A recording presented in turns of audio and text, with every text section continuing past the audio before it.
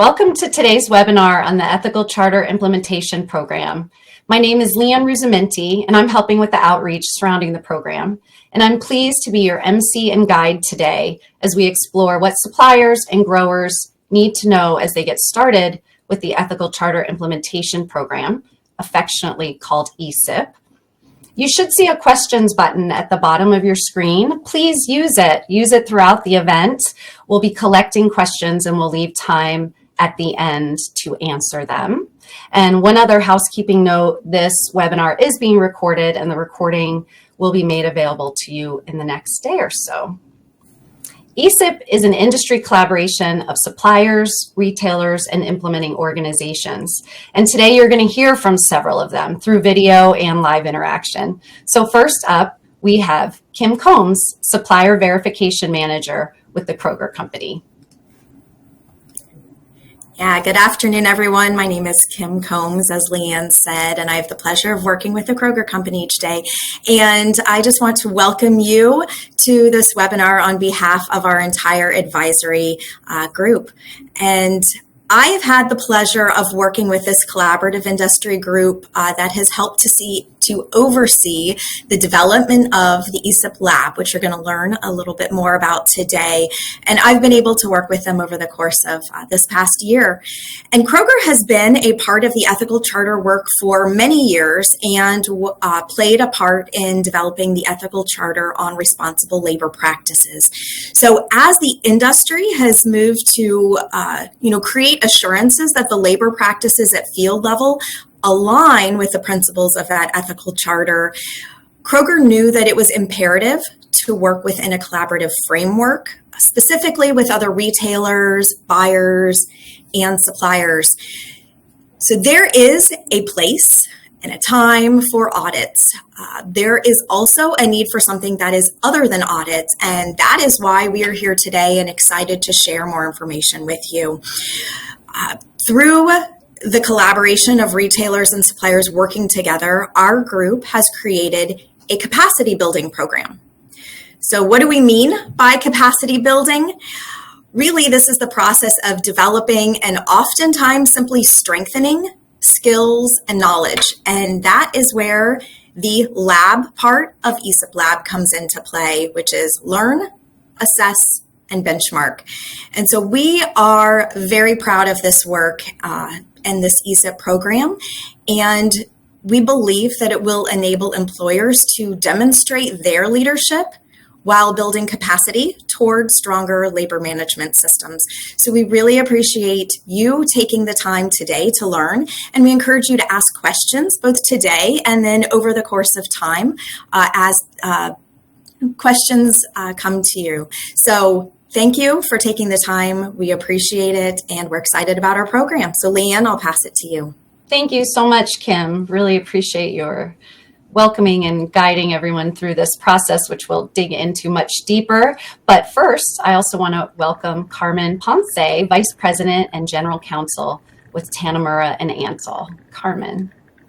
Hello, everyone. On behalf of the advisory group, I welcome all of you participating today. It already shows wonderful interest in the Ethical Charter Implementation Program. Tanamura now has been involved with developing the Ethical Charter since 2016 and putting the original charter together. And then we participated in a pilot program in 2020 and eventually evolving into what is being rolled out today that we're so excited about. This industry-driven initiative, finally gives some visibility to what are fair labor practices in the field where many audits don't exist. And this is driven by self-assessments by employers, which anyone having a business and growing it knows that it's important to look at the legal side of what one is doing to make sure that we are keeping up and continuing to evolve. And I think this mechanism of the ECIP provides a strong tool for risk management, in that with each management tool that is provided in the 54 management tools that are discussed, you have 3 to 10 ways of implementing it. So looking at that for the seasoned grower as well as somebody that is starting off, it provides a lot of tools to assess where one is and how you can grow in the future. So I thank you for your participation today and look forward to our continued involvement and yours. Thank you. Thank you, Carmen and Kim, both for your contributions today and in the program overall. So next up is Peter O'Driscoll, Executive Director of Equitable Food Initiative. EFI is the organization that has convened the industry group and taken lead in developing the online platform, which is the main component of the program. First, he's going to share some historical context of the program and a bit about the Ethical Charter on Responsible Labor Practices. Thanks so much, Leanne, and good afternoon, everybody.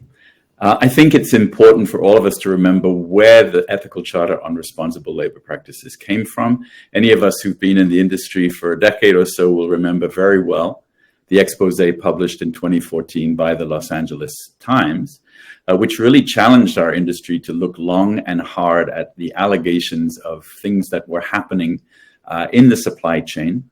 For many employers, this was a real black eye because they felt they were doing the right thing, but didn't necessarily have a means of demonstrating that. But it also raised questions in the buying community about what could be done to prevent these kinds of labor risks in the supply chain.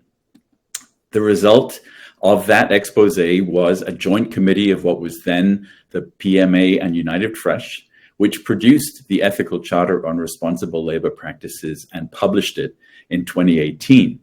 And that charter is still very much a proud product of what is now the International Fresh Produce Association. And you can go to ethicalcharter.com and read the entire charter.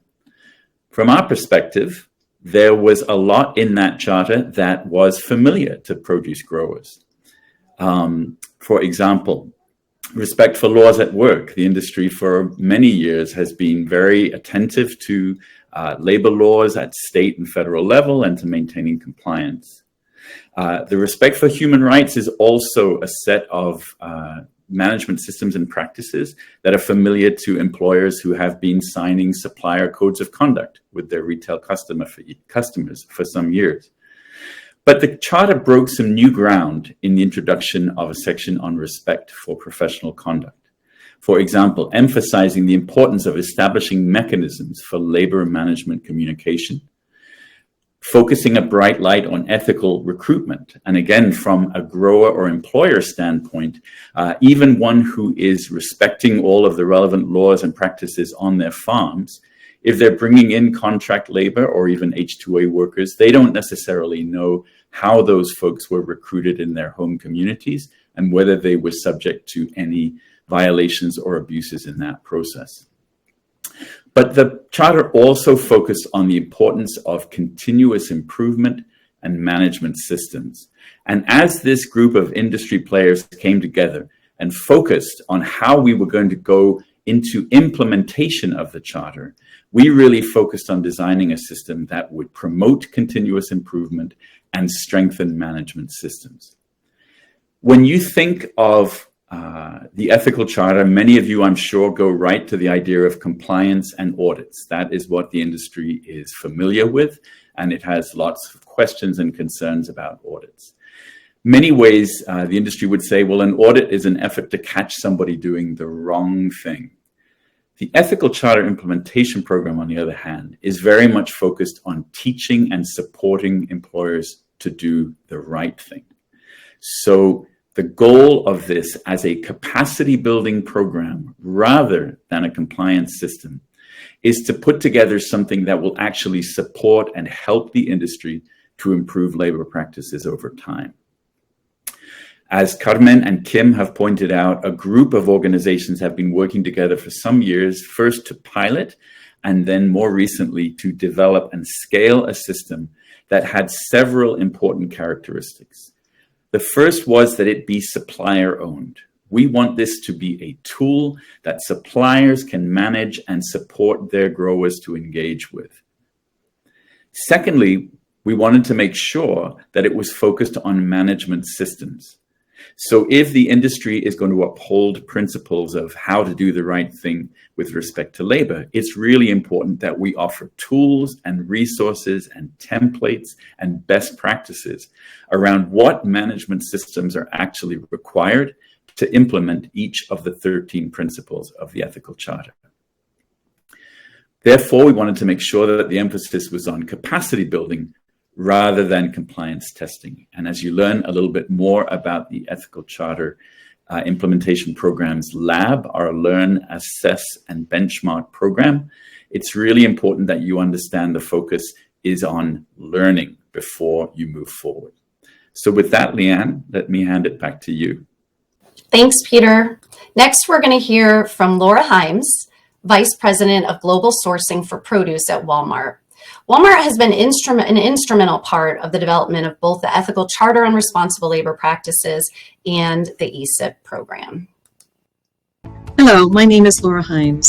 I lead our produce sourcing team at Walmart, and I'm excited to talk to you today about the Ethical Charter Implementation Program. In 2020, Walmart committed to becoming a regenerative company, one focused on creating a net positive impact for people and planet.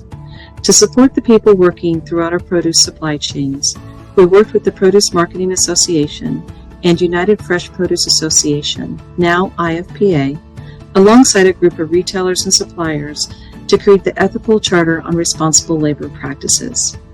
The Ethical Charter outlines a common set of principles for the produce industry, and we asked all of our fresh produce and floral suppliers to join us in endorsing those principles. Now it is time to take the next step in moving from endorsement to action. Over the past several years, we have partnered across the supply chain to create the Ethical Charter Implementation Program. We are excited about the potential of this program to scale across the produce value chain without adding additional audits. The program provides tools and resources for growers to assess their management structures, benchmark their progress, and continue to improve. What we love about this program is that it focuses on continuous improvement while offering many tools and resources to those who need additional support. We are excited to start inviting our suppliers into the program and are grateful in advance for your partnership and engagement. Thank you. Laura noted that now is the time to move from endorsement to action, and that brings us to ECIP Lab, the online platform that is the main component of the program. Here to give us a demo on the platform and walk us through the 3 channels, Learn, Assess, and Benchmark, is Kenton Harmer, Director with Equitable Food Initiative and Architect of the ECIP Lab. I'm going to walk through the Learn, Assess, and Benchmark capabilities of ECIP Lab as experienced by growers. What you're looking at right now is an example of the learning channel. So on this screen, we have the ethical charter principle around ethical recruitment described with the words that the industry has endorsed and signed off on. Now, we've taken those words and we've split them into a series of management systems that, when developed, implemented, and effective, would demonstrate alignment with this particular principle. For every management system, we're going to give, in a green box that you see here, 3 to 10 different resources that, one, can help standardize the language around some of these complex issues, as well as provide toolkits that can assist in operationalizing this management system at a growing operation. Also on the screen is the ability for the grower to dialogue internally with team members and set a priority for this particular piece of work. From the Learn channel, we then go over to the Assessment channel. We're still sticking with ethical recruitment straight out of the Ethical Charter. We're still working on the same management system, and if people need a reminder, there's the ability to see their internal notes around this, and then they're asked to put themselves somewhere on this 5-point scale as to where they are right now. And we've gone to a lot of effort to design in the ability for people to assess themselves credibly. Because no one outside the growing operation will see this screen, there's no benefit for somebody to overgrade themselves in the way that it would help somebody if they know they're having to share this data with somebody that has commercial power over them. So we meet people where they're at through this 5-point response structure, and there's deep explanations as to what each of them means so people can really be precise in their answers. And by doing so, they can go over to the benchmarking section of the ECIP lab and see their own data reflected back to them in a number of views that all help to set priorities and drive continuous improvement and capacity building. And because their responses are not being shared outside the organization, though, we still do need a mechanism to be able to show the value chain and their suppliers who's engaged and who's not engaged. That's demonstrated here with the engagement profile. It's a pretty sophisticated algorithm that is measuring how people are interacting with the platform to drive their own organizational development. And as they do, they gain stars. And by gaining these stars and populating stars on this graphic, that's what's communicated to their suppliers. And that gives the suppliers an opportunity to see their supply chain ranked in terms of engagement and know who and how to support their supply chain as we continue to increase the alignment with the ethical charter across the industry. Thank you, Kenton. Now that we've had the demo, let's hear some information on how suppliers and growers get started with ECIP and the associated costs. So for that, we turn back to Peter. Thanks, Leanne. The ECIP lab platform really hinges on the relationship between buyers and their suppliers, and in turn, suppliers and their growers. So the goal of this program really is to get down to field level where produce is planted and harvested, and make sure that the principles of the ethical charter are being fully respected at the field level. Many of you who are suppliers are very familiar with customer audit requirements, which typically extend to the facilities where produce is packed, but do not usually reach down to field level. So the very basic principle of the ECIP program is to get information and self-assessment down to field level. As a result, suppliers will begin to receive information and invitations from their buying customers this coming week to engage with the ECIP lab platform. The suppliers in turn will register on the platform, indicate which buyers they are selling to who are participating in the program, and they, starting on November 1, will be able to establish their own account. And through that account on the ECIP lab platform, they will be able to invite the growers from whom they are sourcing produce to also participate in the ECIP lab. So suppliers will receive that invitation from their buying customers. Growers will in turn receive that invitation from the suppliers to whom they sell. And that is how they will access the ECIP lab platform that Kenton just previewed for you. If you are interested in accessing the lab platform, even though your customer has not yet invited you, you can do that. If you go to ethicalcharterprogram.org, you can simply request an invitation and access and create an account, which will enable you to invite your growers as well. We want to emphasize this is a really valuable learning tool, and it's immediately accessible to anybody who wants it. The buying community will be inviting suppliers in cohorts or groups. And if you want to access the program before you have actually been invited by your customer, you can do so. We also want to emphasize that this is an industry initiative, and that means that the cost of the initiative is being borne across the supply chain. So as many of you will remember, last year, the Walmart Foundation made a significant investment in the development and scaling of the ECIP lab platform. But the buyers who are participating in the advisory group have also stepped up and made an initial $100,000 investment in developing the software and the staffing of the program, and will continue to pay an annual subscription of $25,000 to access the data through the system. As buyers invite their suppliers, suppliers too will support and invest in the development of the program. In consultation with the advisory group, we've developed a sliding scale for the supplier cost to make sure that it is cheaper for smaller suppliers and more expensive for larger suppliers. So if your annual sales are less than $10 million as a supplier, you will pay $1,800 a year to access the platform.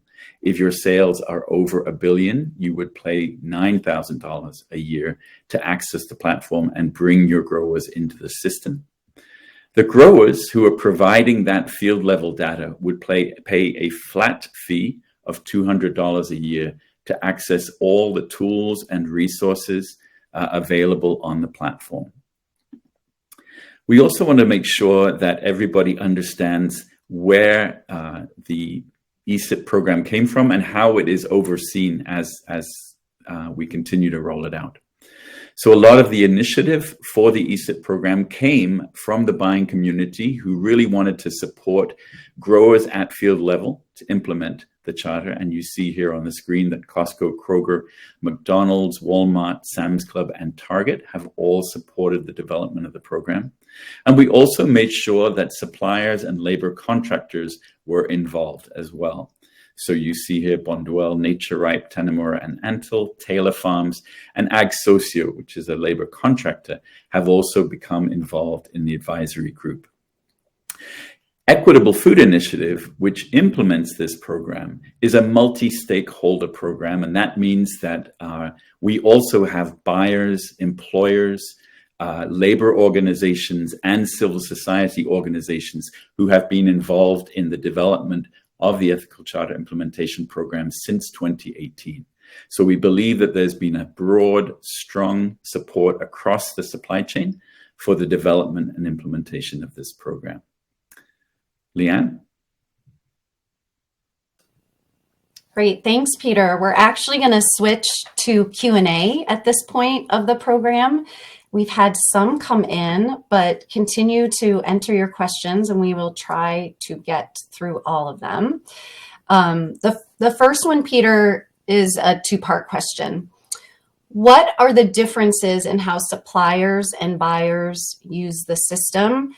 And then it's asking, do suppliers actually fill it out on behalf of growers?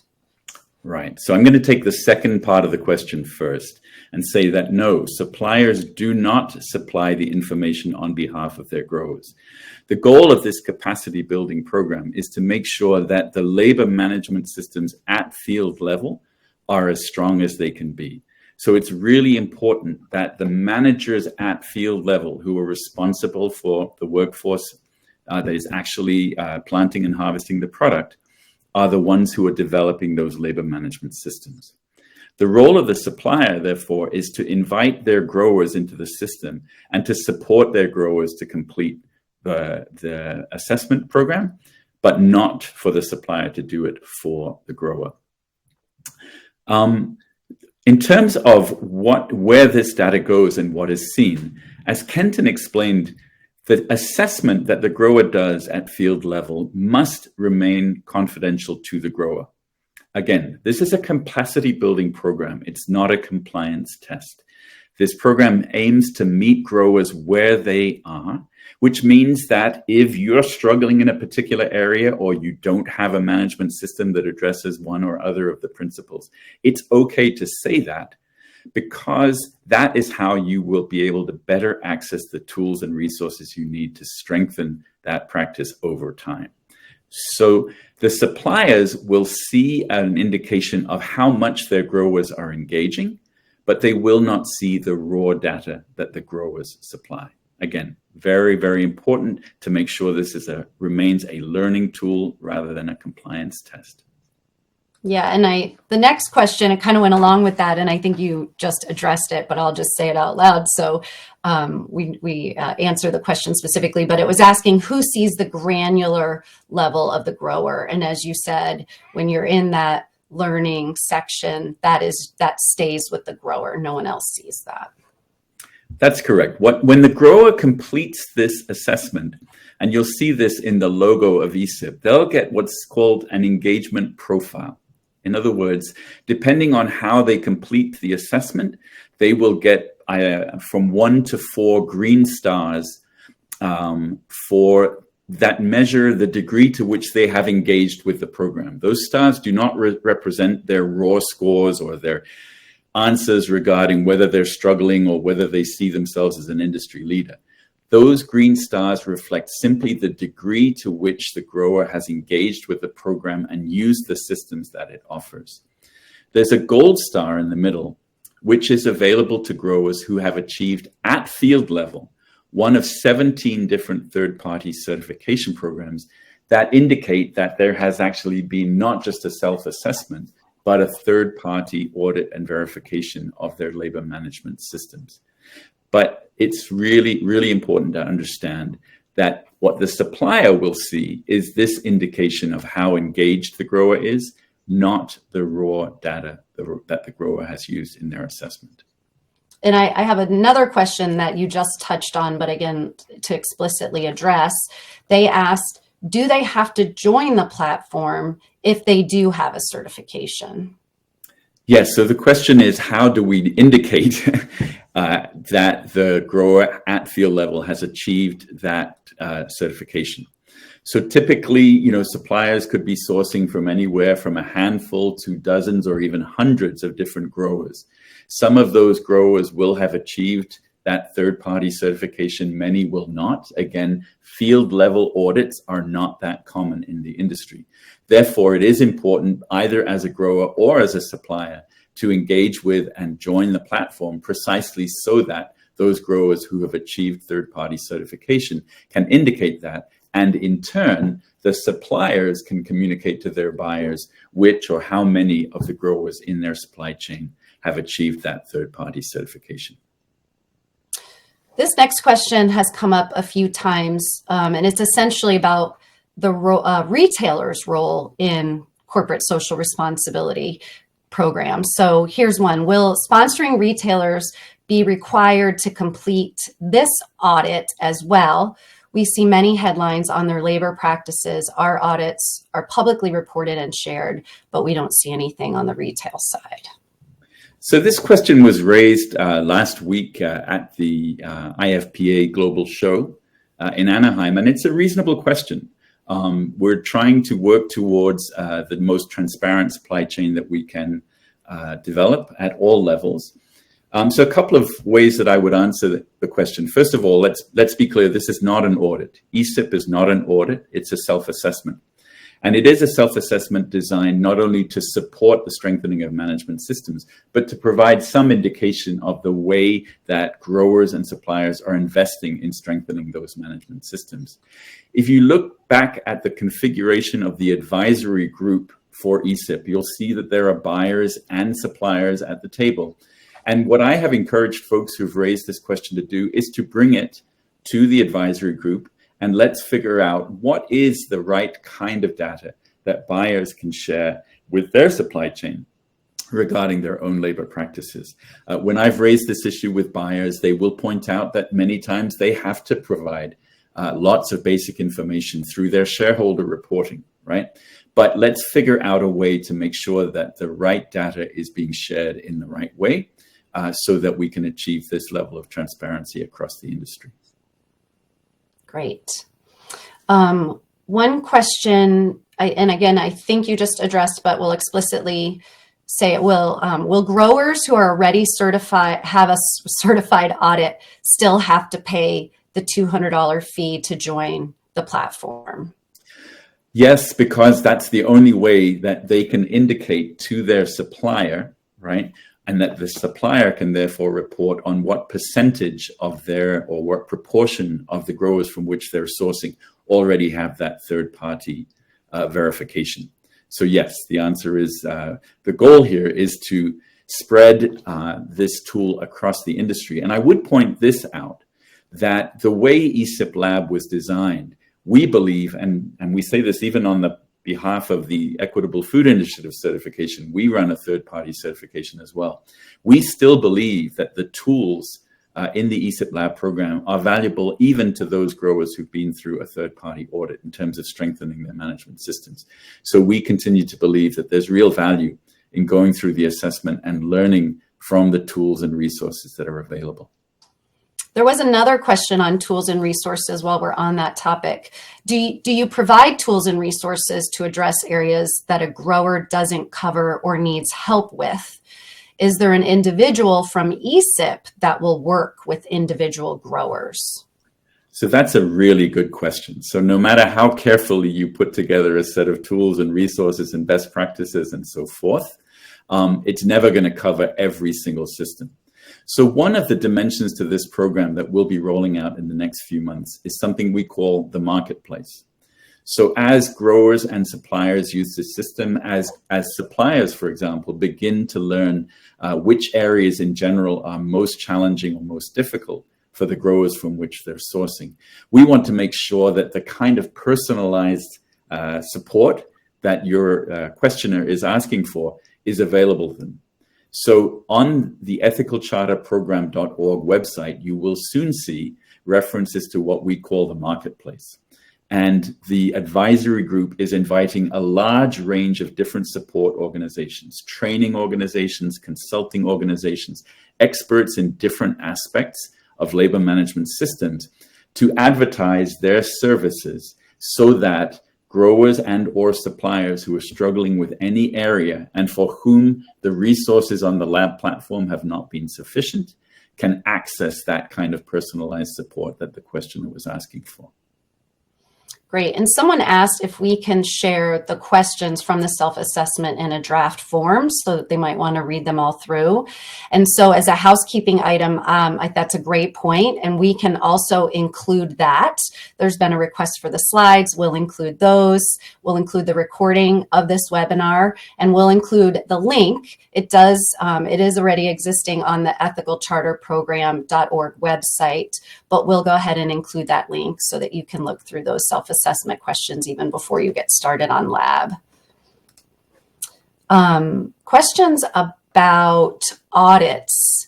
Walmart, Sam's Club, and Costco are already requiring responsible sourcing audits. Has there been any conversation about getting away from those requirements with this ECIP program in place? Again, what I would emphasize is, to the best of my knowledge, those requirements for audits are at facility level, typically processing or pack house level. As far as I know, most major retailers are not requiring audits at field level. So the goal of this program is precisely to get beyond the facility and to the field level. And we have suggested to the buying community, for example, that that's probably where most of the labor risk actually resides, at field level. So by some estimates, the US produce industry is sourcing from tens of thousands of different growing operations, and it is not practical or feasible to audit every single one of those field operations every year, which is precisely what led to the development of this program as an alternative to audits at field level. But by all means, as this program rolls out and is designed to put tools in the hands of employers at field level, it's an important opportunity for suppliers to then discuss to what extent this program is complementing existing audit requirements. That should be an ongoing dialogue. And another question was specific to the SMETA audit, if this program replaces a SMETA audit. So it doesn't replace the SMETA audit, because SMETA is one of the 17 different audit programs that were benchmarked very carefully to the principles of the Ethical Charter. So rather than replace a SMETA audit, if you already have a SMETA audit at field level, that will earn you that gold star in the engagement profile that indicates that there's been a field level audit. Great. Sorry, it just jumped up on me. We're getting so many questions. We were considering using this system for a small farm level, non-pack house suppliers. Can we use this for that, or do we need our own subscriptions? I'm wondering if they're asking about the relationship level between suppliers and growers. Yeah, I'm not sure that I want to make sure that I fully understand the question. So again, and we can make this available. This will be available on the ethicalcharterprogram.org site. the full list of the 17 different benchmark certification programs, audit programs, I should say, that will earn that gold star. But I'd be cautious right now about talking about replacing other systems. I want to make sure that folks understand that the goal of this program really is capacity building rather than audit compliance. Yeah, and I wonder, because they use the term subscription, so I was wondering if it was referring to the cost of ECIP Lab. But that is here in another question, I think, a little bit more concretely. We are the grower and shipper in some cases, and in others, we are only the shipper. Either way, we provide the majority of the labor, with the exception of a few year-round employees who are not migrant labor. In that case, does the grower still need to complete the assessment? Certainly the growers that are essentially the contract grower, if I am understanding the arrangement that's described, those contract growers do need to complete the assessment. If you, the supplier, are also the grower, as in you, the supplier, are directly responsible for the management of labor at field level, then in that case, you would complete the assessment as the grower. The goal is always going to be to get as close to field level as possible by having the folks who use this tool be the folks who are most directly responsible for managing labor in the fields. Someone is asking about SQF, which is a GFSI program, that it's not on our list of approved audits, and why it is not. It's an excellent food safety program, they note. Yes, but it is primarily a food safety program. And again, let us be very, very clear. There are a range of different food safety audits, many or most of which have been benchmarked to the Global Food Safety Initiative. There is a growing number of environmental sustainability audits. But in terms of social compliance or labor audits, the goal of the ethical charter is to focus on responsible labor practices. So the IFPA, as many of you know, has put together a list of 50 different certification programs that address different aspects of responsibility. And that entire list was screened and programs were invited to be benchmarked. And the 17 that are on that list were the ones that responded and which were judged to be essentially aligned with the ethical charter. So if SQF has a social responsibility product that should be benchmarked to the ethical charter, then by all means, they can contact us and we can explore adding programs to the list. The goal is to make the list as comprehensive as possible, but it must be a social responsibility or a labor audit. Great. I'm glad you went into that detail because there was a question about that process and the outcome of it. How does this help with transparency if the data is blind, i.e. we can't see the grower data, I'm assuming from the supplier point of view? Right. So again, it's an educational or capacity building program, not a compliance program. What you will see as the supplier from your growers is the extent to which they're actually using the platform and over time improving, right? So part of the Be in the Lab program is benchmarking. And the growers will be tracking that data and will be invited to share that data over time regarding their progress, right? The stars in that ECIP engagement profile will indicate the degree to which continuous improvement is achieved. So the goal here is to set a baseline and improve over time. The goal here is not to catch folks doing the wrong thing. It is to support folks to do the right thing. There is always the opportunity for growers and suppliers to make their own arrangements about how much data they share, but the ECIP program does not require it. It makes very, very clear that the grower must be free to indicate the true status of their management systems if they're going to be able to improve. I don't know if you can quantify this question, but they're asking how much engagement or time would need to be committed to gain all 4 stars, all 4 green stars. It's a completely legitimate question, and let me start by acknowledging the reality of audit and compliance fatigue. We have heard it, and we fully understand and appreciate and respect the fact that from a grower and supplier standpoint, there are lots of different requirements. So the time question is a fair one and a legitimate one. And the honest answer is simply this. If you wanted to use the ECIP program as a check-the-box exercise, you could ignore the learning channel that Kenton described earlier. You could go straight to the assessment. You could work through the 54 management systems and assess yourself on them, and you would gain a certain number of stars in an hour or so, right? That would be unfortunate because it would mean that you had missed the real value of the program to access the educational and learning resources, to really focus on the management systems that you have and how you might go about strengthening them. So the actual length of time that it would take to get the most out of the system really depends on where you are as an employer, as a grower, right? And let's be honest, right? There are employers in the industry who've spent many years already on this and have really exemplary labor management systems, right? And there are others for whom a lot of the language in this ethical charter will be new. It has never been pushed down to field level before, and therefore they will have a lot of learning to do and a steep learning curve.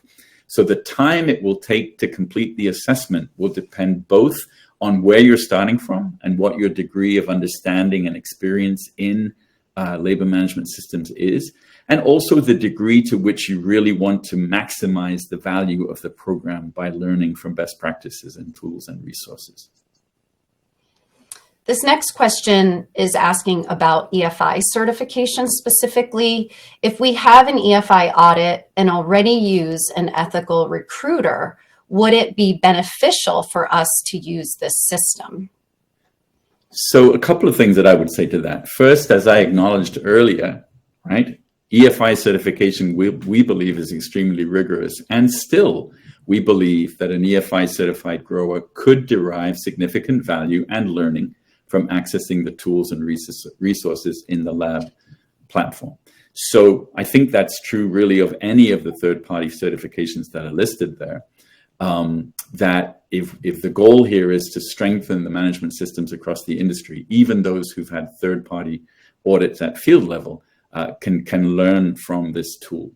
But again, it's not necessarily required. If you have that field level certification, not a facility, but a field level certification for your operation, then you can go in and stipulate that at the very beginning of the assessment, and that would earn you the gold star. For what it's worth, you can earn that gold star and the other 4 green stars by completing the assessment and using those resources. So if you like, that's another way to think about this. That would really be the strongest engagement profile that you could demonstrate to your supplier, that you had not only gone through the learning and strengthened your systems and demonstrated continuous improvement, but that had been verified not only by your self-assessment, but by a credible third-party audit as well. A question about FLCs. Do they need to complete the assessment? And is that exclusive to FLCs that manage the labor versus FLCs that might act as a recruiter? So the key players in this system are the buyers, the suppliers, and the growers. And when we get down to the grower level, the key question is always, who is responsible for managing the labor that is working on the farm? So if you are using a labor contractor, you're a grower who's using a labor contractor, then that labor contractor becomes your management system for managing labor. And therefore, your assessment would be based on what you know about the management systems of that FLC. So the FLC itself would not necessarily complete the assessment.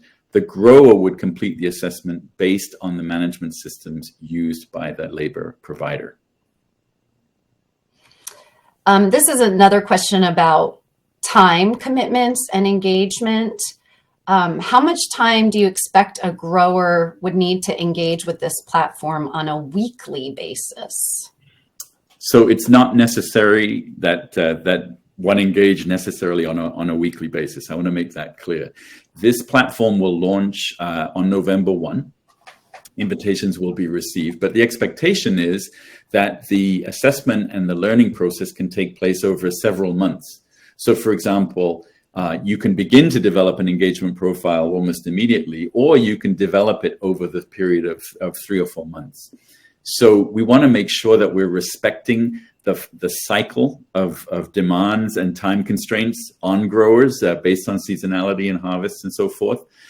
It's not as if you have to use the platform every week. We believe very strongly that the folks across the team at the growing operation who are most engaged with labor will benefit from more and more consistent engagement, but we don't stipulate a timeline or a weekly requirement so much as a recommendation or an encouragement to really make the most of the platform and make sure that the folks who are managing labor at field level have access to it and use it on an iterative or ongoing basis. How does this program work for growers and suppliers in countries out of the US market? So the goal is to address labor practices in fields wherever produce is grown that comes into the United States, to the extent possible. And let me stipulate right off the bat that the ECIP Lab platform will be available in Spanish and potentially eventually in other languages as well. The goal is to reach out across the produce supply chain. And as the folks on this call know, a huge percentage of the produce that's sold in the United States is imported. And therefore, we want to make sure that these tools and resources are accessible to folks outside the US who are producing for the US market. So the rollout in Spanish will be simultaneous. And over time, we'll be looking to extend the resources. We'll be looking for recommendations, frankly, for resources outside the US that could strengthen the platform and add to the learning tools available. And that was something that was asked here. Are there specific articles, content geared towards like a Canadian market? And then is there any difference in the regulations? So as all of the employers or suppliers will know, there are different regulations in different countries, but it's important to stipulate that beyond the emphasis of the ethical charter on compliance with the law or respect for the law, right, which in this case would mean the local jurisdiction, the local or national law in the country in which you're participating. The principles of the charter are not just about law. They're about how we want to make sure that workers in the industry are treated regardless of the country or the jurisdiction in which they work. So I would argue that, yes, you'll want to be able to demonstrate, obviously not just through the ECIP program, but to your local authorities or your national authorities that you're complying with your local or national law. But the ECIP Lab is really an industry program. It's really where you're demonstrating to your customer that you're taking these practices seriously and that you're making an effort to strengthen your systems. So a question, I'm going to skip one because it segs into what you were just saying. Will sourcing from ECIP suppliers, I'm assuming they mean suppliers who are showing a higher engagement profile on the system, be prioritized by ECIP buyers? That is an excellent and fair question. It's not one that I can answer because I will not be the person making procurement decisions for those buyers. But I think it's a very reasonable question for growers to ask their suppliers and suppliers to ask their buyers, right? What we would like to see is a healthy and open dialogue around how to encourage healthy and responsible labor practices across the industry. And obviously, one really good way to encourage those practices is to send an effective market signal that those practices are valued. So it's not for EFI, for example, as the implementer of the ECIP program to determine that, but it is a legitimate question for suppliers to ask their buyers in the commercial relationship. I think this question might have stemmed from the fact that Kenton's demo focused on responsible recruitment, because they asked how much of this program focuses on U.S. growers who utilize the H-2A program. We don't use a third party to manage or recruit. Sure.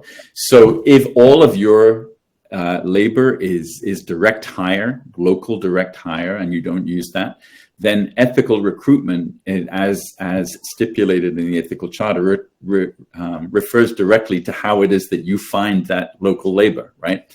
If you use a labor contractor or H2A labor, then you have less knowledge and less visibility, if you will, into the conditions under which those workers were recruited and transported before they got to you. And that's why, frankly, ethical recruitment is one of the most challenging labor practices to address in the industry, precisely because it's the least visible to the employer, to the grower who's filling this out. So we understand that. I think there's a broad understanding across the industry that ethical recruitment is probably one of the more challenging aspects of the ethical charter to fully implement. That's one of the reasons, for example, that Kenton highlighted it in his brief demonstration. But I would simply point out that ethical recruitment is one of 13 different principles in the charter. And so how you respond to that really depends on the specific nature of your employment contracting process. There's a question about whether the program covers the Canadian modern slavery regulations and help determine if slavery or child labor. How can we ensure that growers at the farm level are answering these questions truthfully? So I'm not sure if that was one question or two. To the very specific question about a particular Canadian law, I can't speak to that because the ethical charter was not benchmarked specifically to that Canadian regulation.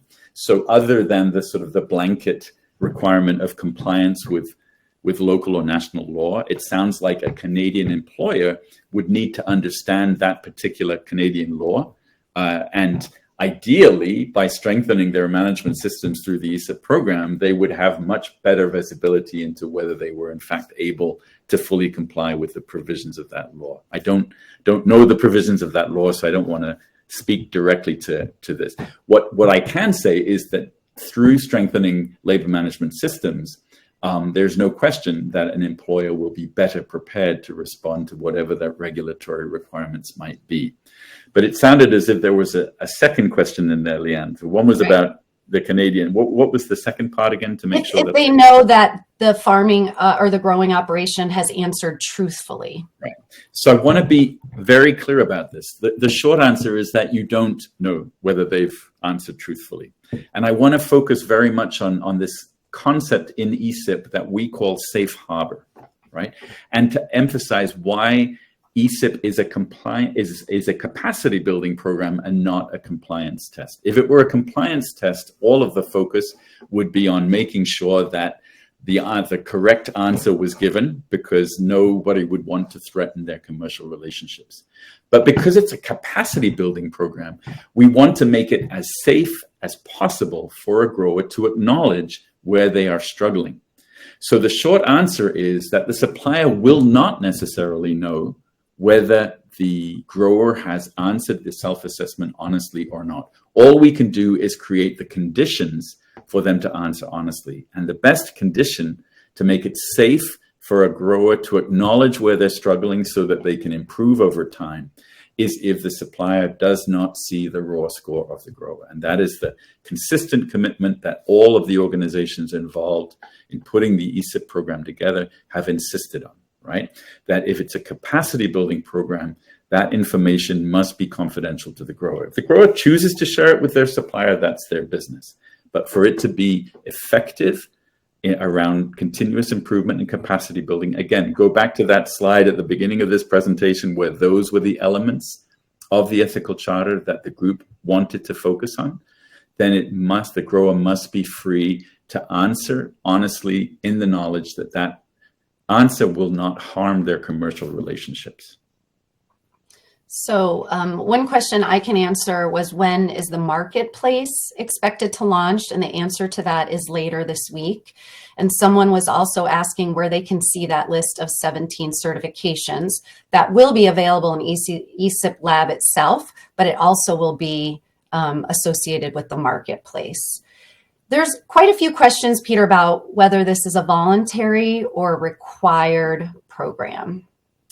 Again, completely legitimate questions.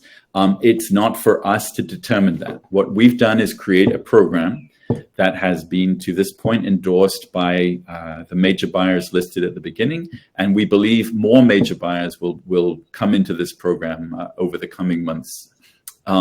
So the question around whether it's required or encouraged or whatever is really a question that you should ask your buyer.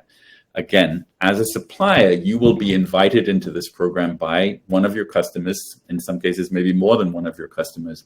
And it's very, very important that from the beginning, you communicate directly with your customer to understand what is their expectation around your participation. Voluntary, mandatory, we're not involved in that. That is a commercial relationship question for you with your customer. Some of the suppliers have already been into ECIP Lab through an early access like a beta test. And so now they're being asked from another buyer. So is there anything additional that they need to do to be connected with additional buyers? Thank you for bringing it up. So I think it's really important to say a couple of things there. First of all, that since March of this year, we're very grateful to a number of suppliers who've helped us test and strengthen this program to indicate everything from where the links don't work to whether the questions can be refined. So very, very valuable testing feedback that's led to the launch. But what we also want to be clear is the beauty of this system will be that if you're a grower, even if you're selling to more than one supplier, you only do the assessment once, and then you choose which of your suppliers gets your data. And for this, by the same token, if you are a supplier selling to multiple customers, you only complete your part of the assessment once, and you then stipulate which of your retail or food service customers you want to receive your engagement profile. So you don't have to do it differently. You don't have to do it a different time for each of your customers. It's one assessment process, and then you choose which of your customers you share your engagement profile with. So I know we're coming up on the hour. We're almost through the questions though, so I think we can stay on a little bit longer to get them all answered, and the recording will be available, but I just wanted to say if you need to leave us, that is fine, but if not, you can keep dropping your questions in. Will there be audits within this, or will this take place of audits? If there's still audits, and is this part of the cost? Well, let's do this one more time. So ECIP is not an audit. That's the first thing. The second thing is, if you are being audited already at field level, not at facility level, but at field level, then the first thing you want to do is check to see whether the audit program you are using at field level is one of the 17 programs that have been benchmarked as aligned with the ethical charter. So this is not an audit, so it's not replacing audits. But if you are being audited at field level, you first of all want to find out, has your audit been benchmarked to the charter? In which case you have the option of registering and earning that gold star for third-party verification. What if our growers refuse to participate? They may, right? So that really, once again, is a commercial relationship between a grower and a supplier. Each supplier will decide how important it is to that supplier that they have more and more assurance that their growers understand and are engaging with the ethical charter on responsible labor practices. If a grower refuses to complete the assessment, then you as a supplier need to make a decision about how important it is to you that you're sourcing product from someone who doesn't want to complete the assessment. So again, the program is there. Whatever requirements are established by suppliers for their growers or by buyers for their suppliers, those are specific commercial relationships that must be negotiated between the parties and are not determined by the organizations that have put together the ECIP program. Who should be in charge of the evaluation, the assessment at the field level?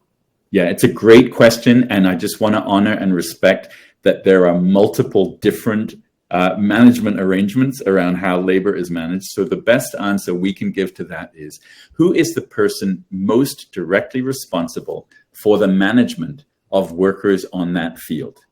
Who is the person who, for example, if there were an accident, if there were an HR complaint from the workforce, who is the person who would be responsible for managing that? Who is the person to whom the farm manager, the grower, would look for any sort of questions around labor systems? That is the person who is best positioned to complete the assessment. But I also want to point out that in Kenton's demonstration, you saw that one of the features of the lab program is the opportunity to invite other members of the management team into this assessment process, right? There's a notes function where questions or concerns or information sharing can happen. And that actually strengthens your engagement profile. That is an example of how you can earn stars in your engagement profile, by taking the process seriously enough to engage beyond that single one person who's managing the labor and expand the awareness of these systems throughout the organization. So if you want a single person answer, it's the person to whom any sort of labor question would be directed, who's most responsible for managing labor. But in an ideal world, an entire management team will understand how labor is managed across the organization. Is this program only for field level? It is an effort to get the principles of the charter implemented at field level. Most major retailers already require supplier audits, right, at facility level, where the product is received or packed or processed. The gap in the system to this point has been at field level. So this program is aimed at field level. However, you could say that by getting suppliers to invest time and energy in understanding labor conditions throughout their supply chains, right? Obviously, suppliers are very involved in this. So the advisory group is continuing to determine what the components of the supplier engagement profile will be. And that's an opportunity for the suppliers themselves to help shape what kind of information they want to share with their buying customers about the ways in which they manage labor through their supply chain. There's a question about responsible sourcing audits that we've already been through, as well as our yearly DOL inspections. Don't address salaried employees, only hourly. And is that the same with this program? So this program does not differentiate between salaried or hourly employees. It looks at the labor force that is responsible for the harvesting, the production on the farm. So, and again, if the person asking the question is already having those systems audited by a third party at field level, then they should check to see whether those audits are on that list of 17. But this is whatever kind of audit or inspection is performed by Wage and Hour from DOL, for example. That's a different sort of a regulatory approach rather than this kind of industry approach. There's still some questions coming in about the fees. One specifically was asking if it's paid once. And then I think there's still confusion about suppliers and growers and how you determine which category you fall into. Right. So, okay. So the fee is an annual fee. It's a subscription to an ongoing program, right? As this program scales, it'll be an annual reporting opportunity. So it's an annual subscription. In terms of whatever confusion around whether you're a supplier or a grower, once again, the question is, who is directly responsible for managing the labor that harvests your product, right? If that's your responsibility, and you're essentially a grower shipper by that definition, then you complete the assessment, right? But if you're using any contracted grower, if you're sourcing any product from outside your own managed operations, then those growers would complete the survey. I just want to honor and respect that there are multiple and complex subcontracting arrangements in the industry. And I think we'll do our best to respond to each of those individual arrangements as they come up. But the bottom line is, if you are growing product, then you would complete the assessment as a grower. And then along those lines, someone asked, does every grower of a supplier need to complete the assessment? So as I mentioned earlier, the supplier engagement profile is still in development, but almost certainly one of the key stars in the supplier engagement profile will relate to what proportion or what percentage of the growers from whom you're sourcing are actively engaged in the assessment process, right? So once again, it's not for EFI or ECIP to say every grower must be involved.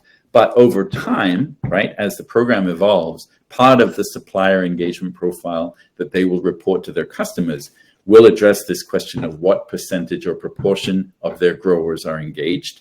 And then it will be between the supplier and the buyer to determine what that percentage means. Presumably, a supplier who has 100% of their sourcing product fully engaged in this program is doing a better job of promoting responsible labor practices than someone with a much lower percentage, right? But again, whatever specific requirements or benchmarks are going to be set will be set in the commercial relationship between the supplier and the buyer. Okay. When we're getting to the end of the list of questions, they're asking if buyers get an equivalent of a gold standard. You were just talking about the supplier view, but would a buyer get a gold standard if a certain percentage of their suppliers and growers have a gold standard? And I just want to reiterate, right? This program continues to evolve, and there is an advisory group. It was, you heard from them at the very beginning of this. And I said earlier that I think that's a legitimate question. So the opportunity to demonstrate responsible labor practices throughout the supply chain is there. As I said, the supplier engagement profile is still in development, and therefore there is potential for the development of a buyer engagement profile. And that's a legitimate question to bring to the advisory group. And this last question, I think you've already addressed with field audits, but they were asking, will labor audits still be required by vendors? So whatever if vendors are currently requiring field level audits, the first question is, are they requiring those audits from one of the 17 programs, right? So if they are, then that will address the question of, the grower has the option then of having the gold star. If those audits are not benchmarked to the ethical charter, then, or were not deemed to be sufficiently aligned with the ethical charter, then yes, they will complete this program, because this program is about making sure at field level that employers are abiding by the principles of the charter. All right, deep breath, Peter. We got through that list as best as I can tell. I was trying not to hit them if they were redundant. If we didn't get to your question, if other questions arise, feel free to use this email address that's been on the screen, support@ethicalcharterprogram.org. And thank you all for being here. Thank you. Goodbye.